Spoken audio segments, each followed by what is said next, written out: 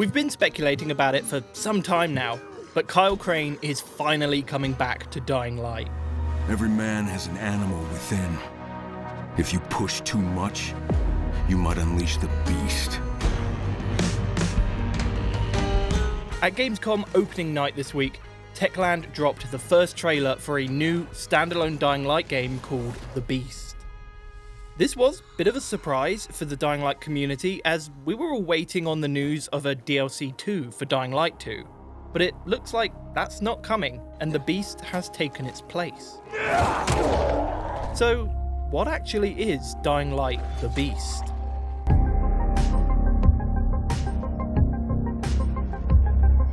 As I've already said, The Beast is a standalone Dying Light experience, similar to something we've seen like Far Cry Blood Dragon, where it takes the base game of Dying Light 2, changes some things up, adds some new features, and repackages it in a smaller game.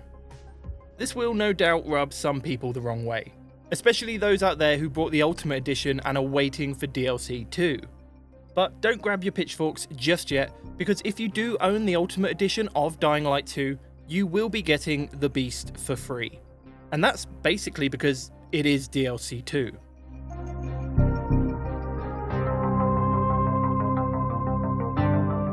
Starting its life as DLC 2 for Dying Light 2, The Beast grew into something more that Techland clearly thought could stand on its own merit. So what we'll be getting in the end is a very respectable 18-hour campaign set in a brand new location called Castle Woods. This is built on the foundations of Dying Light 2, so don't expect to see any major mechanical or graphical updates.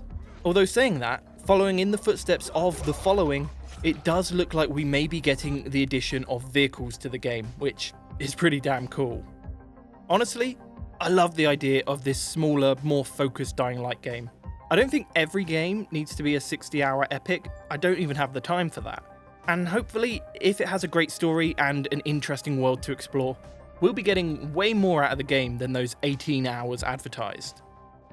Perhaps the biggest revelation about The Beast, though, is that we will once again be in the shoes of Kyle Crane.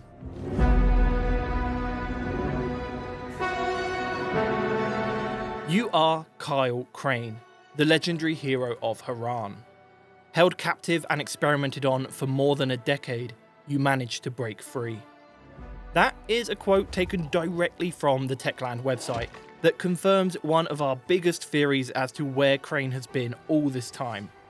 If you haven't actually seen my previous video on what happened to Kyle Crane, it's definitely worth checking out, as I go into everything in a lot more detail over there. But right now, let's do the short version. Dying Light The Following was the last time we saw Crane, and it had two possible endings. One of these endings saw Kyle detonating a nuclear device to end the outbreak. Emergency lock override accepted. Preparation of nuclear warheads in progress. 10, 9, 8, 7, 6, 5, 4, 3, 2, 1.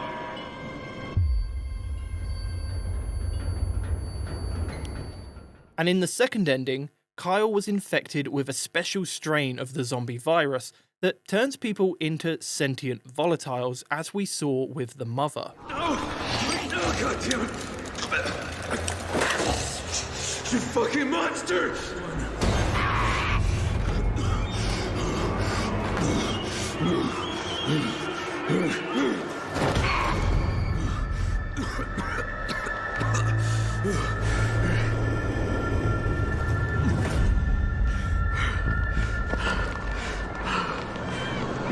Where am I?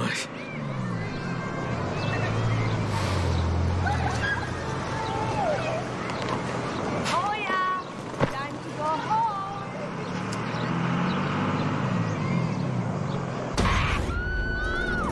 What? What's going on?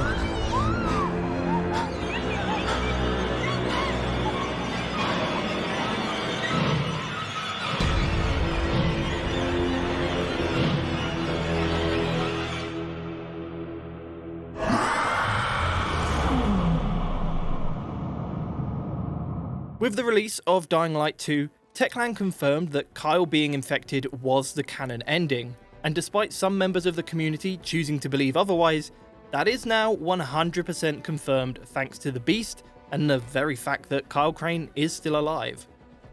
So it seems after the final moments of The Following, Kyle was indeed captured by an as of yet unknown organisation, who then experimented on him for over a decade. These experiments may go some way to explain how we actually see Kyle in the Beast trailer.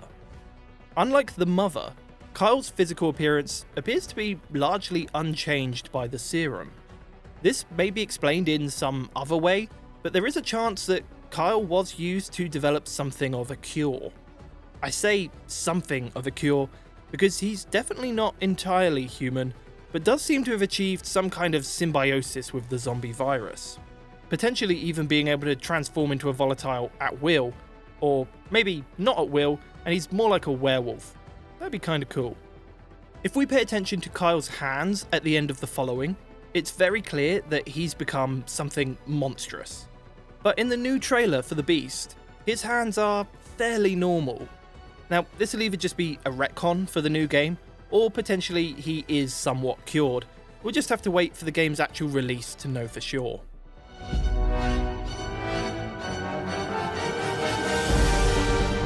We don't actually have a definitive release date for the Beast just yet. Techland have confirmed on their website that it is nearing content completion, so hopefully it won't be too much longer and potentially even this year.